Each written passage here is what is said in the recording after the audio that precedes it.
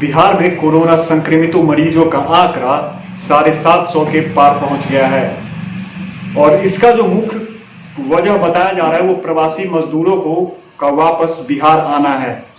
नीतीश सरकार ने इन प्रवासी मजदूरों की जिम्मेदारी जिन स्थानीय प्रतिनिधि को दी है उनमें मुखिया और वार्ड पार्षद जैसे पद शामिल है। आज हमारे साथ रोहुआ पंचायत के मुखिया और कई प्रखंड के मुखिया संघ के अध्यक्ष अजय सिंह हैं।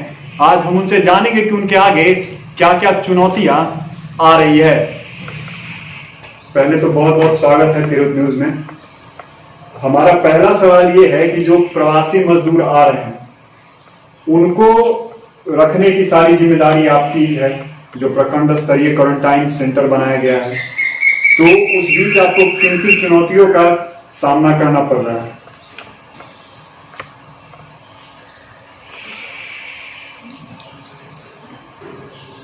अभी 2 महीने से ऊपर से कोरोना वायरस का प्रकोप भारत में चल रहा है। हम अपने पंचायत में भी इस संबंधित कार्य कर रहे हैं। लोगों के हिफाजत के संबंधित, लोगों को जागरूक करने के संबंधित पंचायतों में जैसे कार्य को भी करवा रहे हैं। लोगों को डोर टू डोर घुमा करके माइक से प्रचार करवा कर भी लोगों को बताने का काम कर रहे हैं कि ये कैसा है, फैला है, इससे लोगों को क्षति होगी, लोग एक दूसरे से दूर रहे वगैरह जो इसका सिम्टम है, जो इसका व्यवस्था है। इतने दिनों में आदेश देने के अलावा कोई पूछ नहीं, आप पहली बार आए, इसके लिए आपके इस चैनल को मेरा प्रणाम। जानना कोई नहीं चाहता है, हर आदमी पेपर से पढ़े हुए न्यूज़ को ही लोगों तक पहुंचा रहा है। सरकार की बहुत सी घोषणाएं हो रही हैं, लेकिन वो सारी घोषणाएं स्थल पर नहीं, वो पेपर के माध्यम से जनता को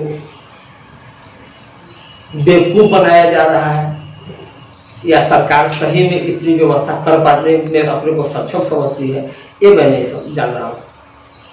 हम स्थानीय प्रतिनिधि हैं,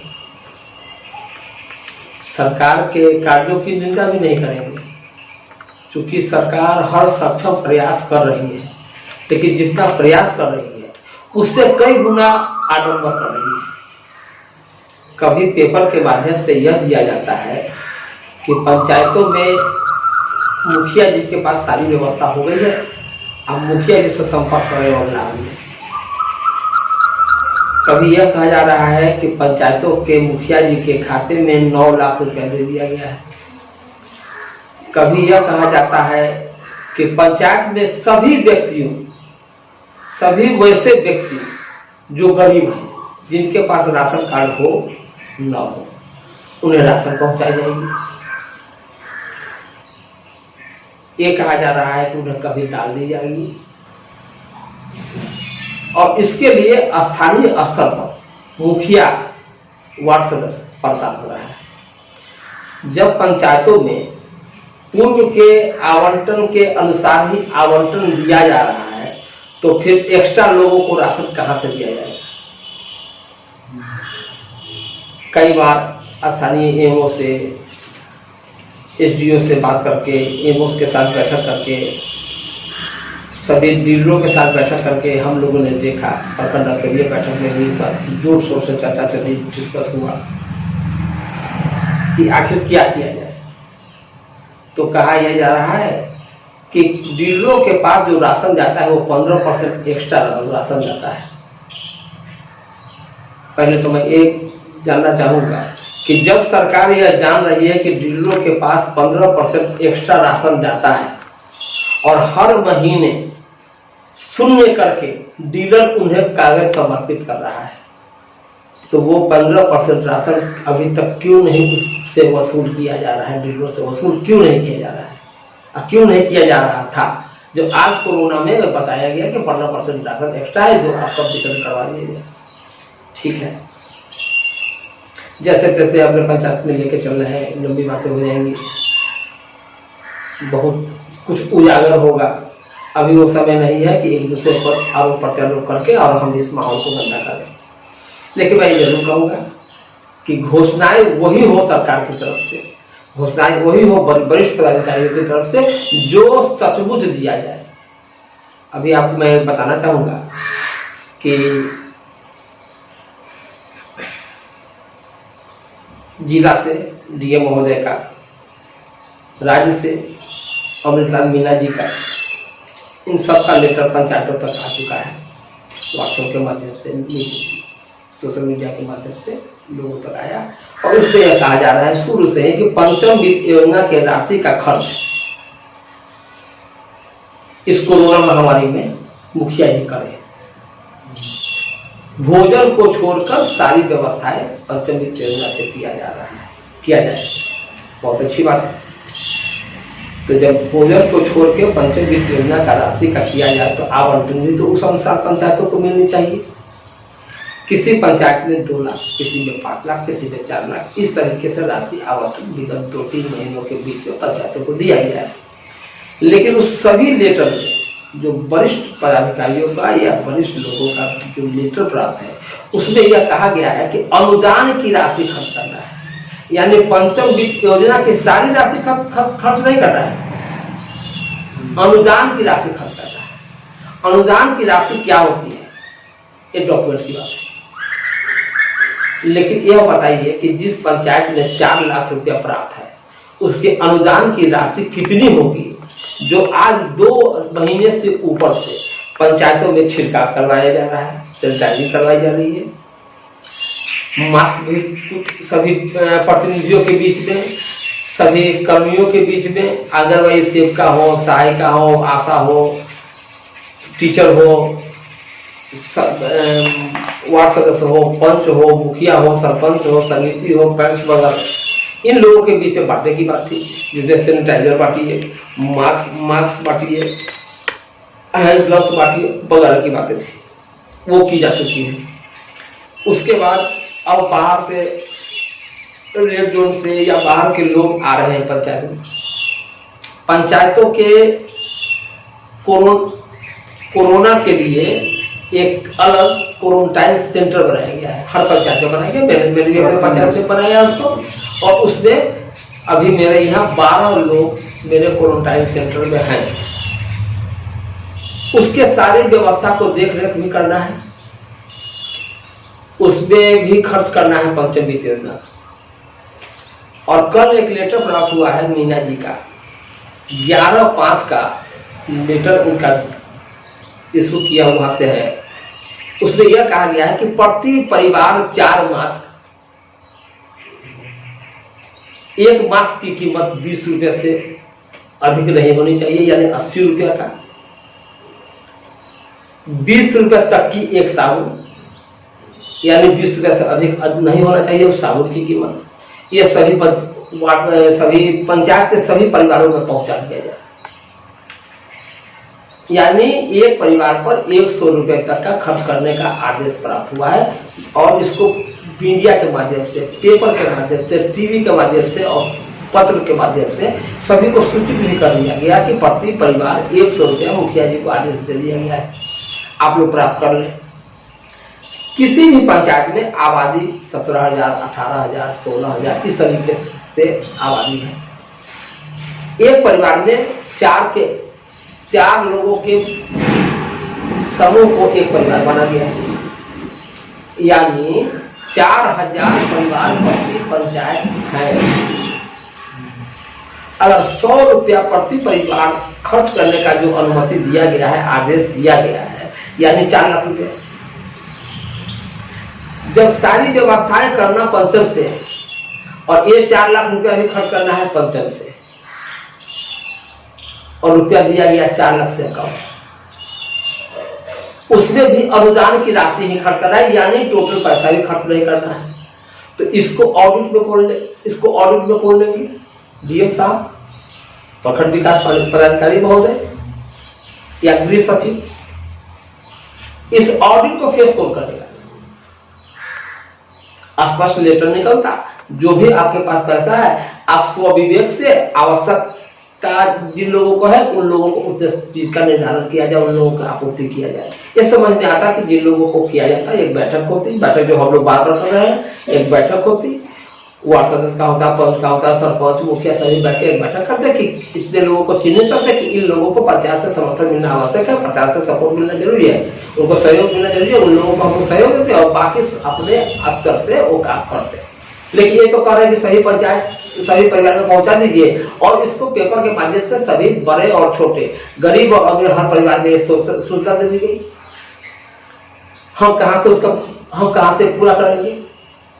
यानी खर्च करना 1 लाख रुपया है और आडम्बर 10 लाख रुपए का आपने कर दिया कि 10 लाख रुपए तक का खर्च करने का आपने इस हिसाब हम लोगों को दे दिया। ये 9 लाख रुपए का अंतर कहां से पूरा किया जाएगा? एक बात है। सर हम लोगों ने क्वारंटाइन सेंटर बनाया, उसमें लोगों को रखे हुए भी है। प्रखंड के अंचलाधिकारी महोदय के द्वारा वहां पर राशन मुहैया कराई जाती है, राशन आवंटन कराई जाती है, खाना हम उस राशन से खिलवा रहे हैं। 2 दिन तो पहले हम लोग अपने खर्च से अपनी व्यवस्था से करवाए, उसके बाद तो वहां से आने लगा, तब से खाना खा रहा है।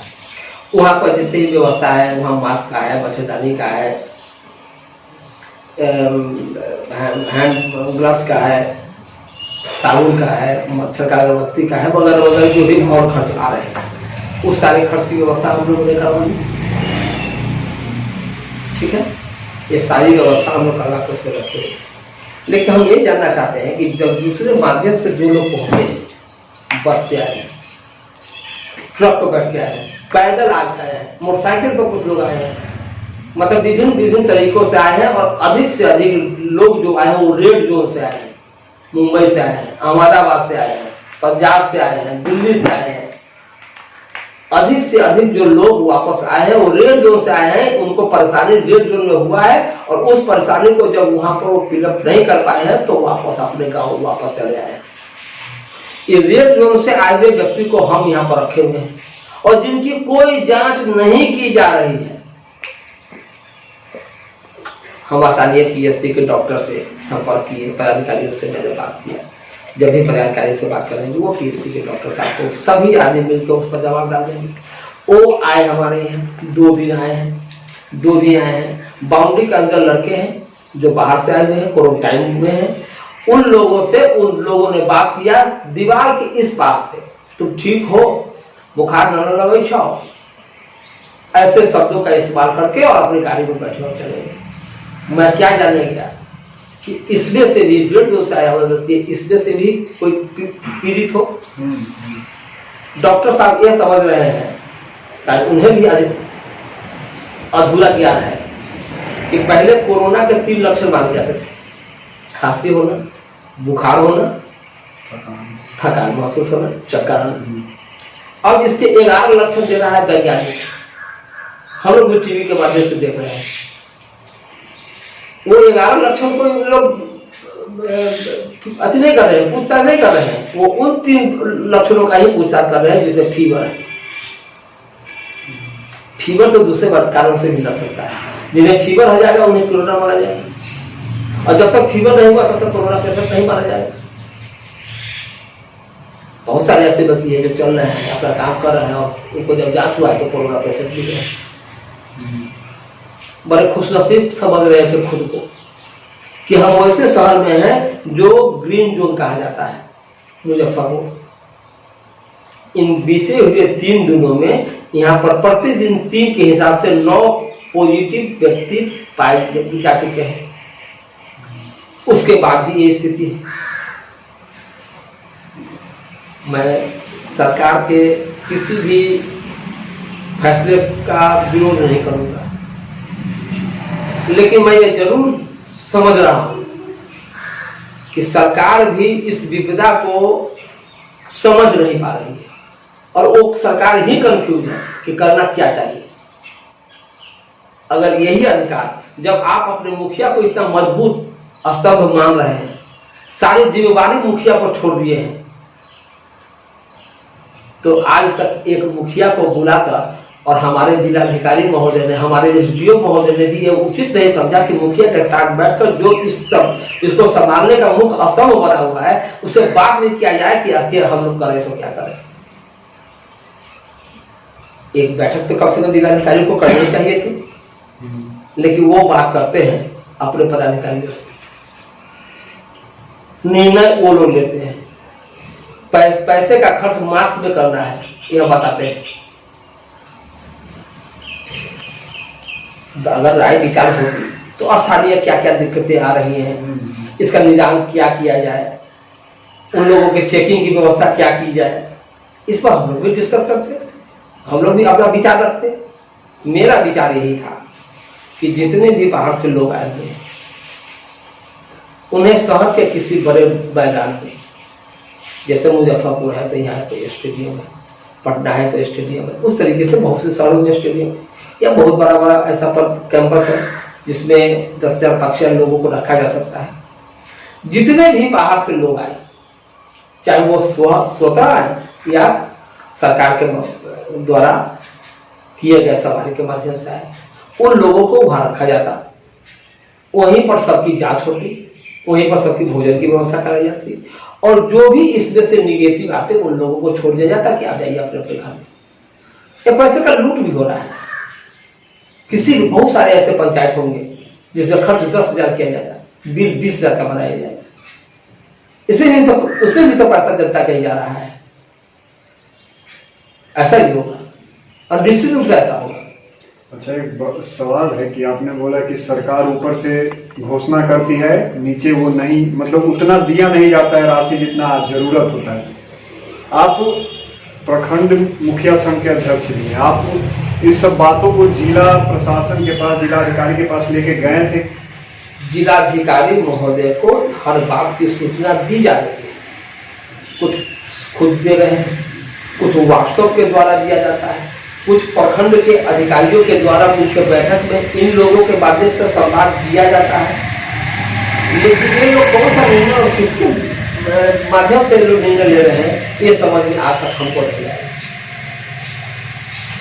इसलिए हम लोगों के साथ उनको बैठक करनी चाहिए थी। वो अपने ही ऑफिस पे बुला लेते हैं, नहीं कहते हैं कि हम प्रखंड आप ढूंढिए, अपने ही ऑफिस में हाँ भाई आज फलाने प्रखंड के सभी मुखिया जी आइए, आज फलाने प्रखंड के सभी मुखिया जी आइए, और जब उनसे राय विचार लेके उसका निचोड़ निकाल के जब जिलाधिकारी महोदय तब आदेश निकालते, वो एक शासक आदेश होता, आम जनों के हित का आदेश होता। सरकार के पैसे का बंदरबाट कर लेना बहुत बुद्धिमानी की बात नहीं है। देश वो उस आर्थिक संकट से गुजरने जा रहा है जिसमें सरकार के पास देने के लिए पानी, देने के लिए वेतन तक नहीं होगा, अराजकता की स्थिति होगी, गृह की स्थिति होगी, लोग बेरोजगारी से दो चार हो रहे हैं। जितने लोग, करोड़ों लोग जो आए हैं बिहार में, उसमें से मेरा अपना अनुमान है कि 80% से अधिक लोग वापस नहीं जाएंगे और किसी भी स्थिति में नहीं जाएंगे। वो यहाँ क्या करेंगे जब बिहार में किसी तरह की कोई व्यवस्था नहीं है? बालू बंद है, गिट्टी बंद है, दारू बंद है, सरकार को देने वाले जो आय का स्रोत है वो सारी व्यवस्थाएं बंद हो गई है। बिहार में कोई बड़ी फैक्ट्रियां नहीं है, उस तरीके का कोई उद्योग नहीं। तो आखिर जो आदमी बाहर से आए हैं करोड़ों की संख्या में, वो लोग क्या करेंगे बिहार में? एक समय आएगा जब आज भी व्यक्ति यही रहेंगे, फसल मैं बोऊंगा और काटेंगे वो।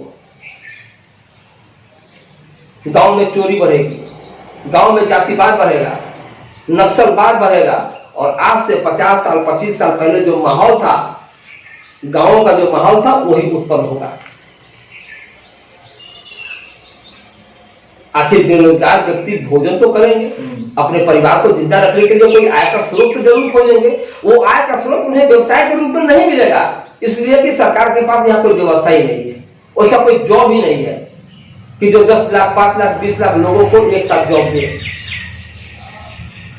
तो क्या कोटा के राशन के बदौलत क्या बिहार के 80% जनसंख्या को रोका जा सकता है? इसलिए एक विकट अराजकता की स्थिति आने जा रही है स्थानीय स्तर पर। चूंकि हम लोग बहुत छोटे स्तर के लोग हैं, बड़े लोगों पर आरोप प्रत्यारोप करना उचित भी नहीं है, लेकिन स्थानीय हम जान रहे हैं, जमीन पर हम लोग देख रहे हैं कि आने वाला भविष्य कहाँ जा रहा है। सरकार को पैसे का संचय करना चाहिए, सही जगह पर खर्च करना चाहिए, सभी लोगों के राय विचार से खर्च करना चाहिए। बुरा हो गया, हर बात में चिट्ठी निकाला जाता है, ऐसा हो गया तो मुखिया जी पर दोषी होंगे, ऐसा हो गया तो मुखिया जी दोषी होंगे। अरे भैया, मुखिया जी के हाथ में आपने दिया क्या, ऐसे मुखिया जी दोषी होंगे? राशन बांटने में न क्रय में हमारा भूमिका है और न वितरण में मेरी कोई भूमिका है। अध्यक्ष कहलाते हैं पंचायत के हम।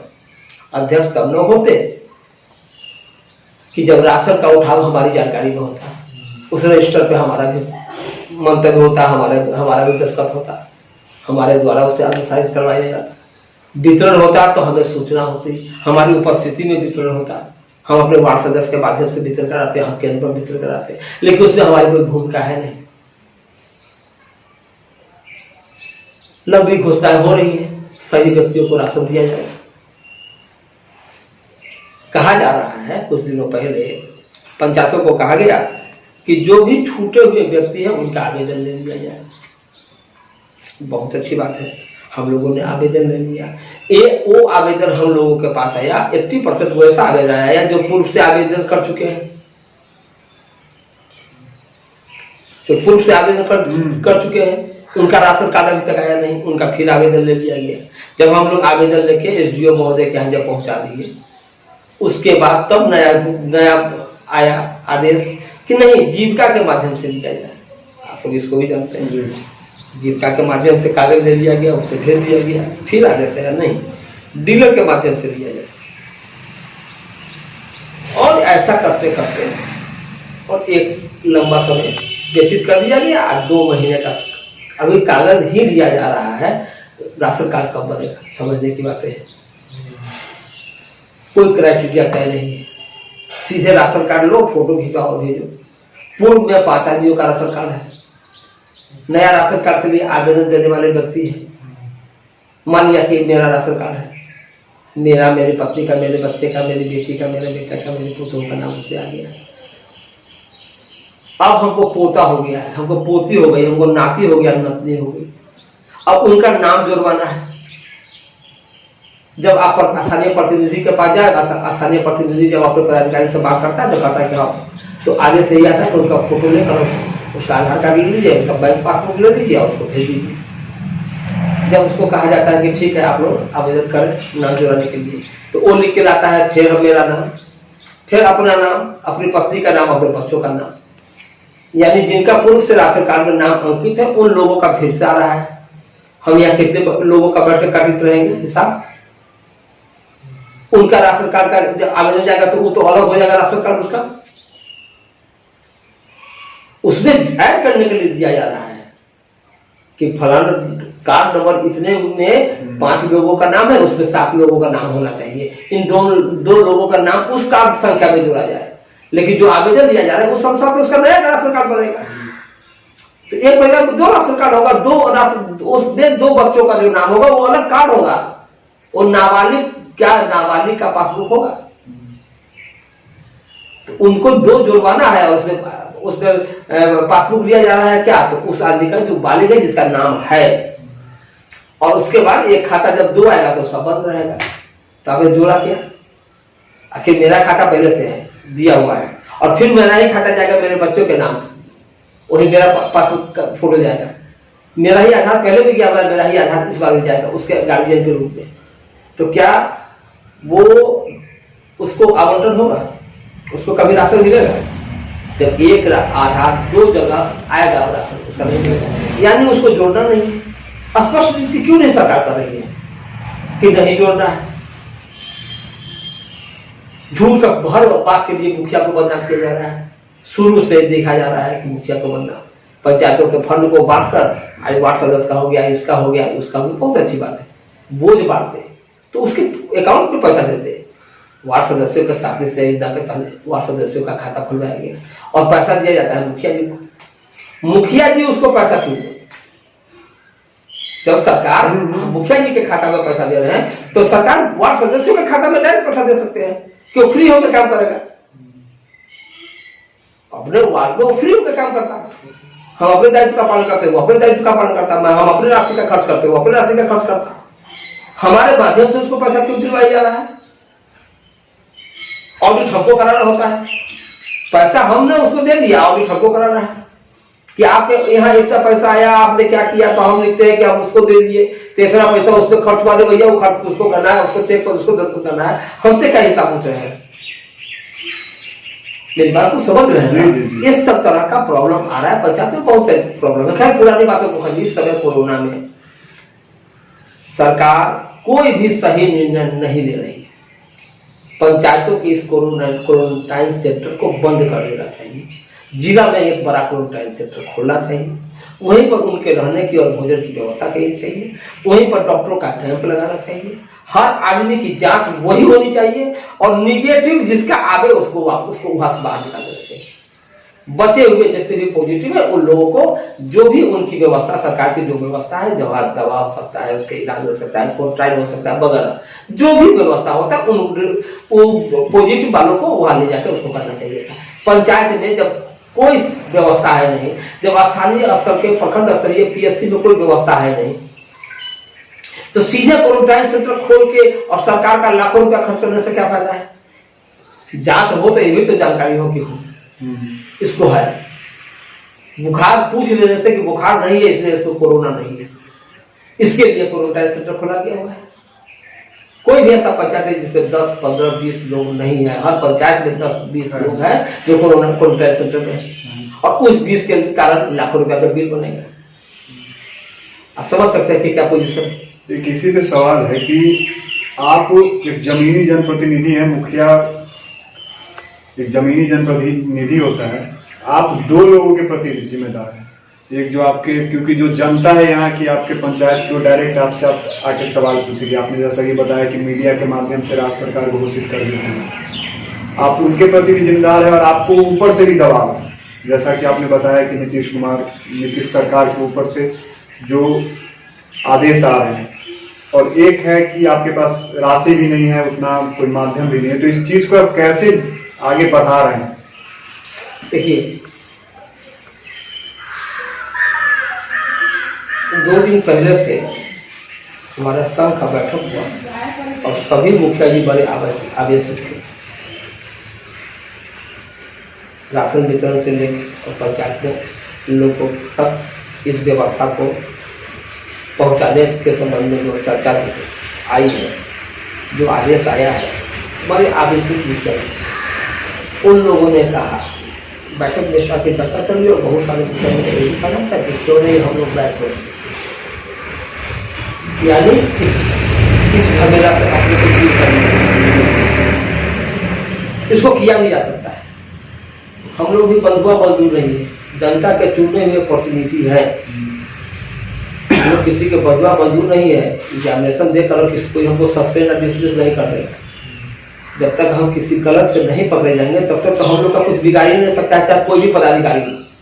आप डरते भी नहीं है, लेकिन मामला यह है कि उस दिन भी मैं मुखिया संघ के बैठक में इन लोगों सबको सुनने के बाद मैंने यही बताया कि जिस समय हम मत मांगने गए थे, जिस समय हम पद पर खड़ा होने गए थे, जिस समय हम लोग ने भी गोपनीयता की शपथ ली थी, उस समय यही कहते कि आपकी हर जिम्मेवारी हम लेंगे, आपकी हर जिम्मेवारी हम लेंगे।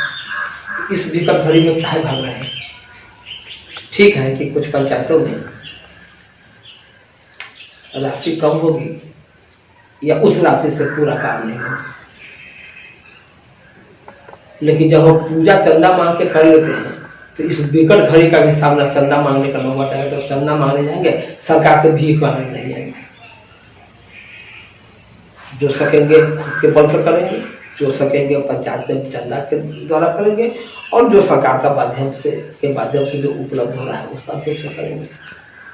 लेकिन मैं ये जरूर कहूँगा कि नीति स्पष्ट सरकार की जो नहीं है, जो खुद सरकार कंफ्यूज है, वो आम लोगों का हित नहीं कर पा रही है। चाहे वो जनता का हित हो, चाहे सरकार के राशि का हित हो, नहीं की जा रही है, नहीं हो पा रही है। एक और प्रश्न है कि राज्य सरकार ने बोला था कि हर घर में जाके हेल्थ स्क्रीनिंग हम करेंगे।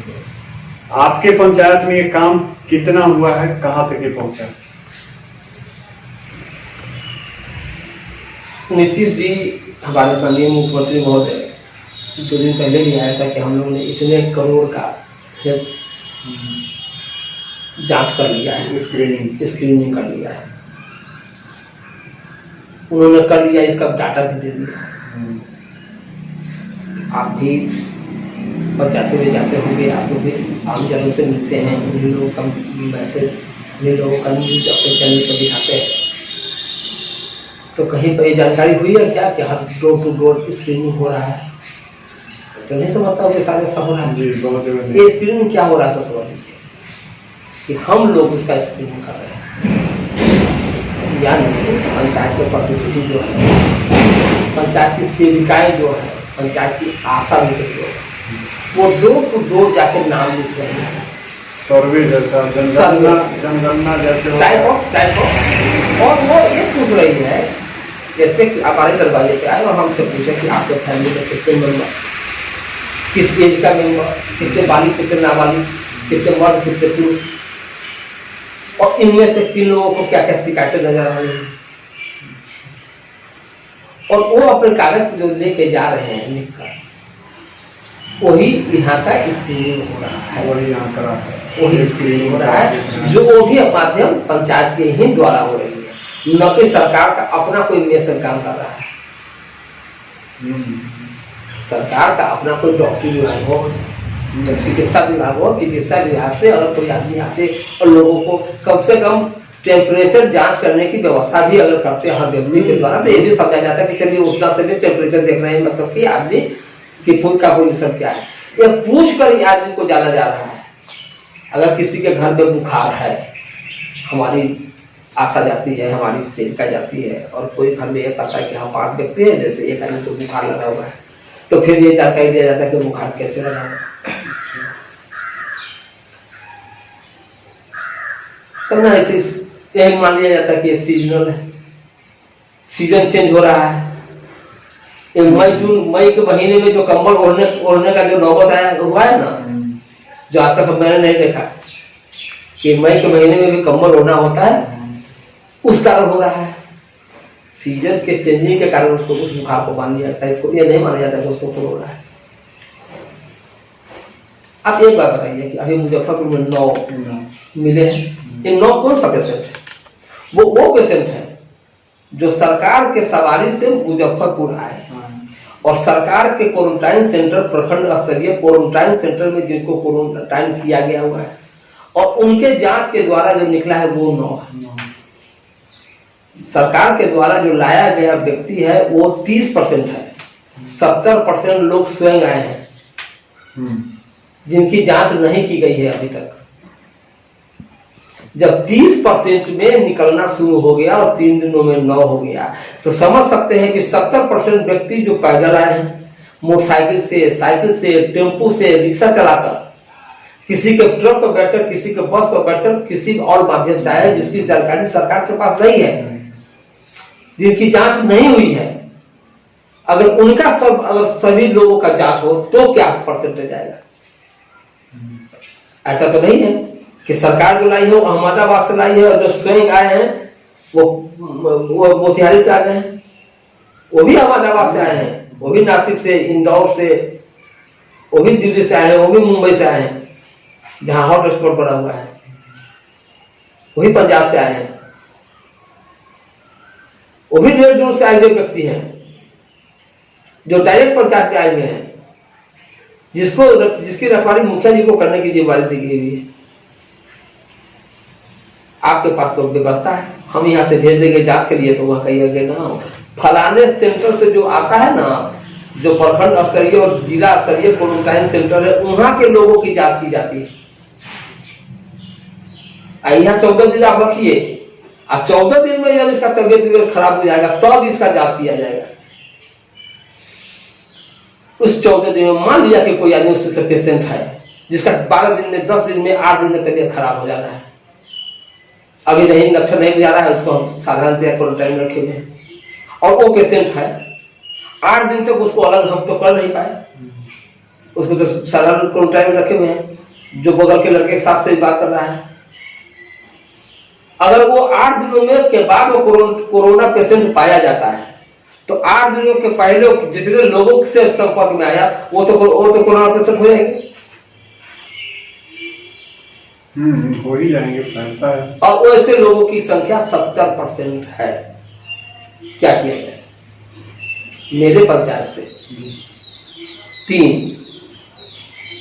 तीन व्यक्ति ऐसे हैं जो प्रखंड स्तरीय क्वारंटाइन सेंटर में रखा गया है, और 12 व्यक्ति ऐसे हैं जो पंचायत स्तरीय क्वारंटाइन सेंटर में रखा गया है। वो 3 व्यक्ति में से 2 अहमदाबाद से आए और एक बम्बई से आया है, सॉरी 2 दिल्ली से आए और एक बम्बई से आया है, और 12 में से 8 अहमदाबाद से आए हैं, 3 मुंबई से आए हैं और एक इंदौर से आया है।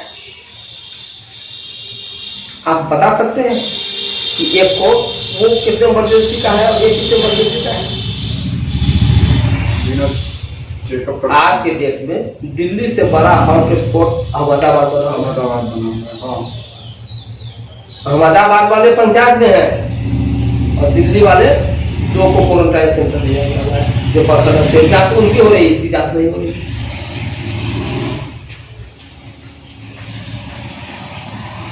हर वरिष्ठ पदाधिकारी स्वयं नहीं मिलना चाहता है किसी से भी, चाहे वो प्रतिनिधि को ना, वो सबसे यही कहते हैं कि हमको फोन को बताइए, आपको सुरक्षा चाहिए, आप कोरोना से दूरी चाहिए, आप लोगों के संपर्क में नहीं आना चाहते हैं, और हमको डायरेक्ट उसके बगल में बैठ कर फेस करना हो रहा है।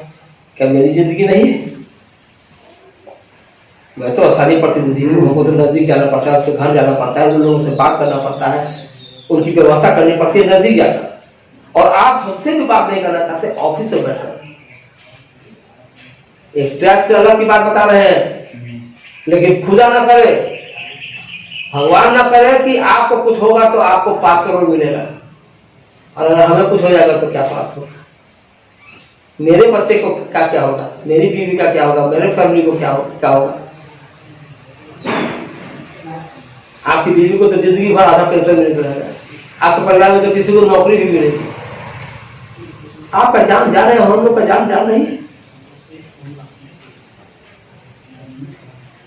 स्थिति विकट है।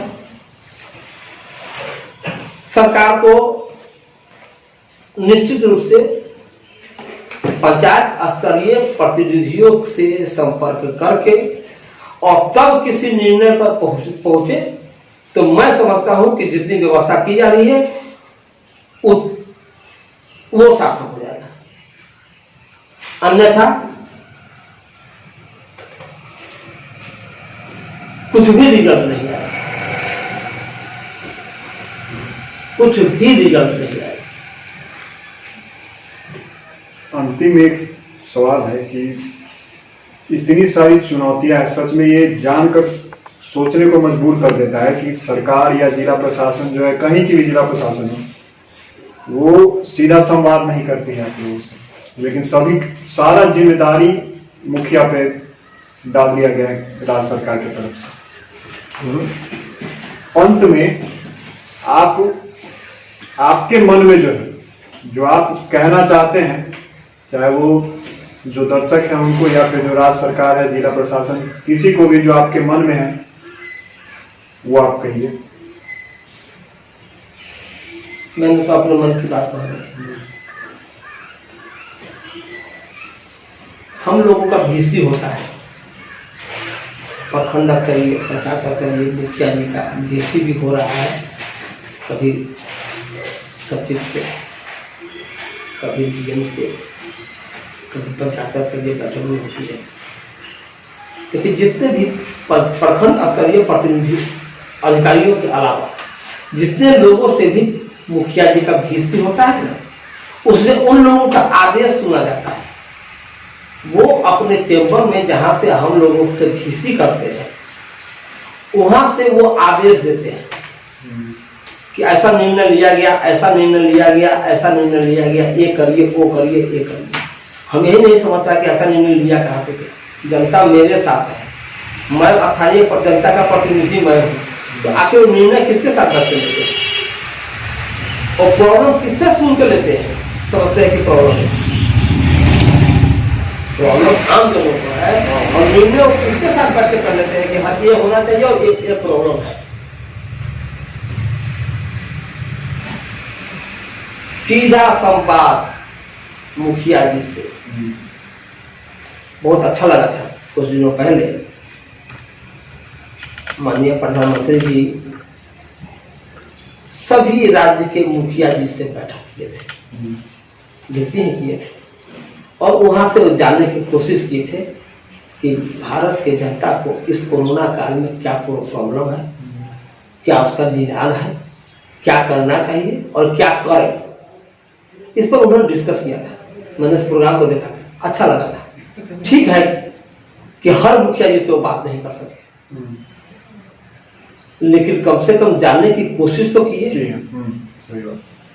लेकिन हमारे ये जो पदाधिकारी जो प्रखंड स्तरीय, जिला स्तरीय, राज्य स्तरीय पदाधिकारी है, वो निर्णय लेते हैं और किससे पूछ के लेते हैं वो सही है।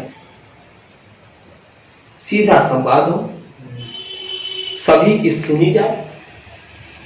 तो यह नहीं कहता तो मैंने जो बोला निर्णय वही ले लिया, सभी की सुने और उसका निचोड़ निकाल के तब बड़े बड़े बुद्धिजीवियों के साथ वो बैठक करके सभी का बात को सुनाकर और तब निर्णय निकालेंगे तो वो स्थानीय स्तर पर फायदा करेगा।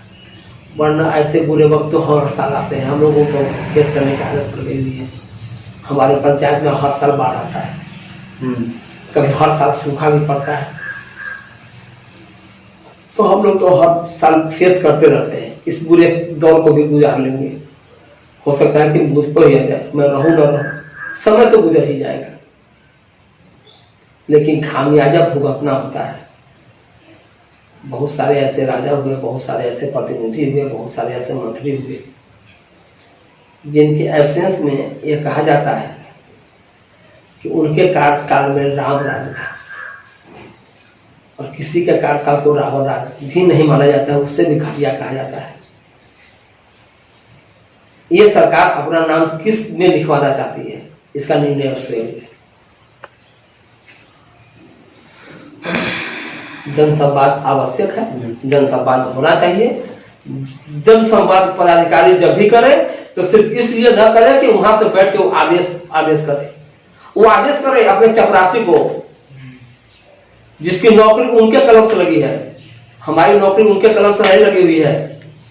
हमारी नौकरी जनता के आदेश पर निकला हुआ है। जनता के दिए हुए मस्क का नौकरी हम करते हैं।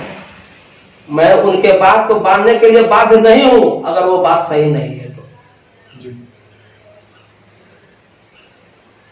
इसलिए जन संवाद करने के बाद ही जनहित का कोई काम का निर्णय लेंगे तो फायदा करेगा। वरना जनता तो इस समय जीने की आदत हो गई है। भारत है, जीने की आदत हो गई हुई है, लोग जी लेंगे। बहुत बहुत धन्यवाद। तो ये थे रोहुआ पंचायत के मुखिया अजय सिंह, जिन्होंने संवाद का, जो मुखिया हैं और मुखिया वार्ड मेंबर, ये लोग जमीनी जनप्रतिनिधि कहलाते हैं। इनको जमीनी हालात का सबसे अधिक नॉलेज रहता है। तो इनका सीधा था कि जो जिला प्रशासन के लोग हैं वो इनसे संवाद नहीं करते, इनसे राय मशवरा नहीं करते, वो सीधा आदेश देते हैं।